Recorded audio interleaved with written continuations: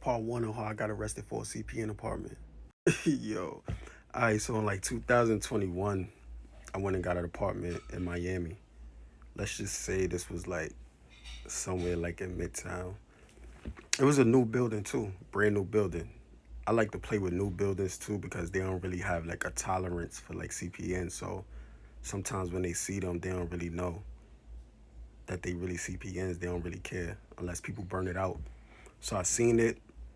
It was a brand new building. I think let's just say the building got like roughly it was like a 5 story building, so it wasn't like a crazy like a 40-story building. So let's say it could hold like 200 apartments, right?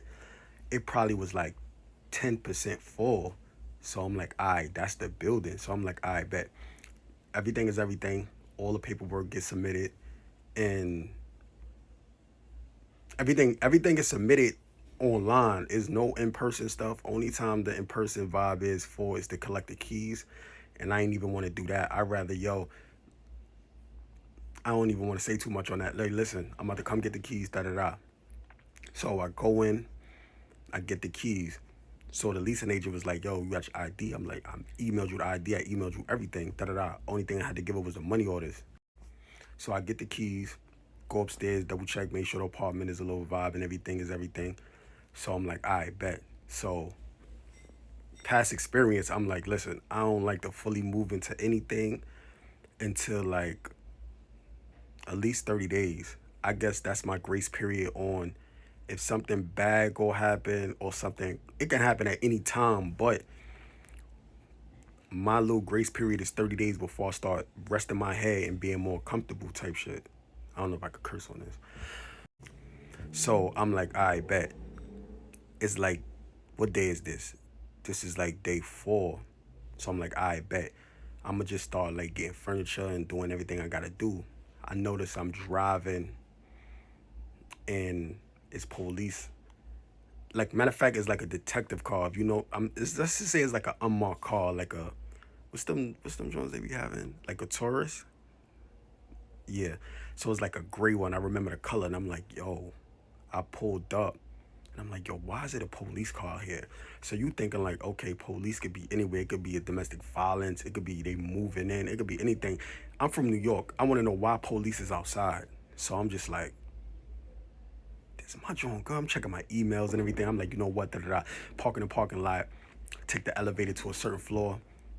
Walk up the rest. Go to the apartment. Key work. Everything is everything. I'm like, I damn. Like, stop being paranoid. Like, you good. Everything Gucci. I'm like, I bet.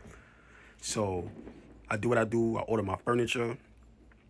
I ordered my cable, and I need TVs and stuff like that. So this the next day. And the next day, I see cops again.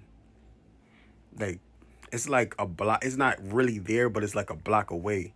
And I'm like, oh shit. I don't know. Maybe this is not a rough neighborhood.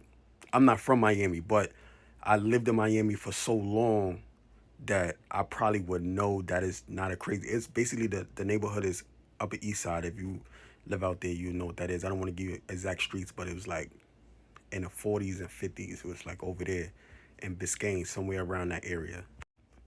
So I'm like, I bet. Now I'm feeling some type of way. I think I might just like fall back because I don't really know what's the vibes was going on. So I'm like, you know what? I'ma just stay. So my man's from New York was out there, and at this time I just met him. I met him from my other man, so he was from the towns. I'm like, I was the vibes, da da da. We was cool and all. I'm like, yo, gang, like, come meet at Walmart. I'm about to go buy some TVs, da da da. I'm trying to furnish my crib and all that.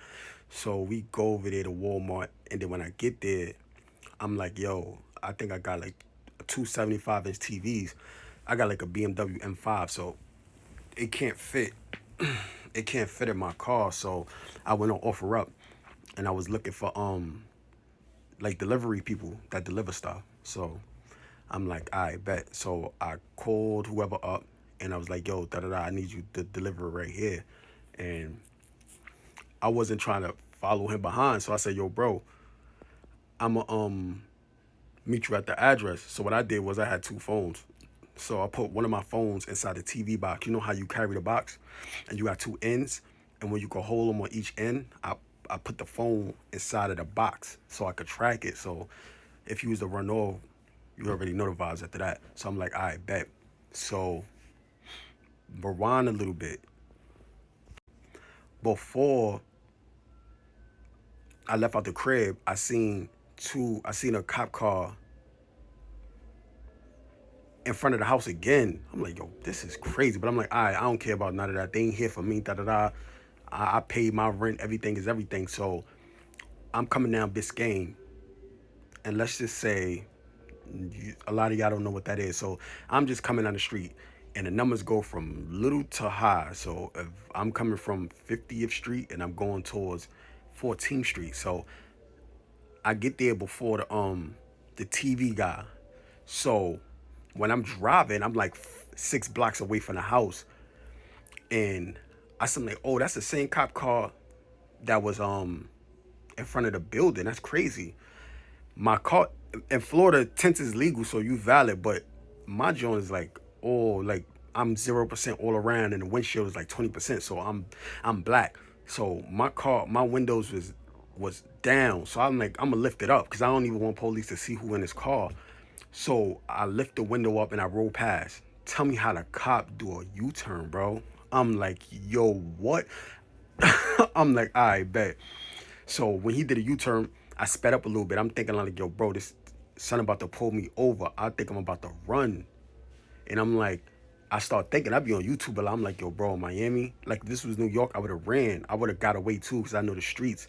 I don't really know the streets in Miami. Plus, the area that I'm at is not worth it. I'm like, yo, bro, they call helicopters.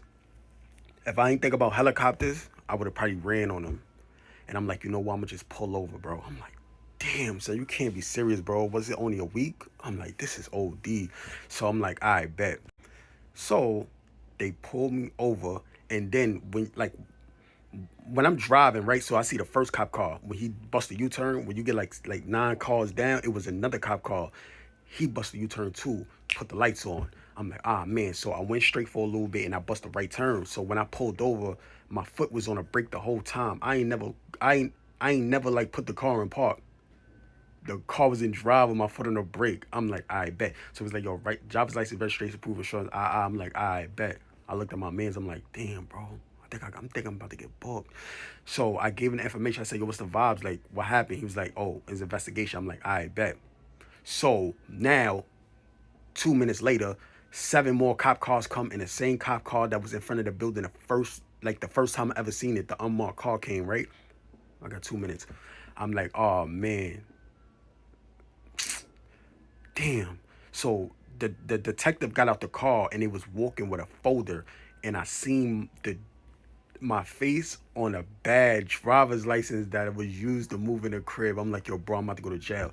I had like $7,000 on me. I pulled the money out of my pocket. I gave it to my mans. I'm like, yo, bro, use this to bail me out. The cop, it was another cop watching.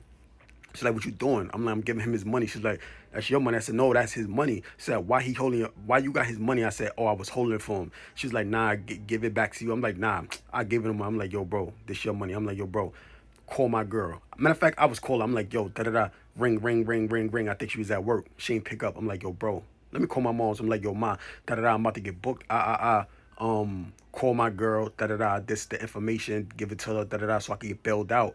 And son was new. So I ain't want to give him like 8 bands and he run off on me because he ain't really got no loyalty to me because he don't know me. But I'm like, I bet. So um they say, yo, step out the car. Step out the car. They was like, yo, da da da, you being detained. No reading, no rights, no none of that.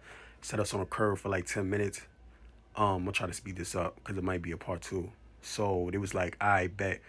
Um Being nosy, yo, who wrapped your car, where you wrapped it from? I'm like, I'm not trying to do all the small talk, bro. I already know what's the vibes. So we was there for like 10 minutes and they put both of us in handcuffs. So I'm like, damn, bro. I'm like, yo, bro, bail me out, bro.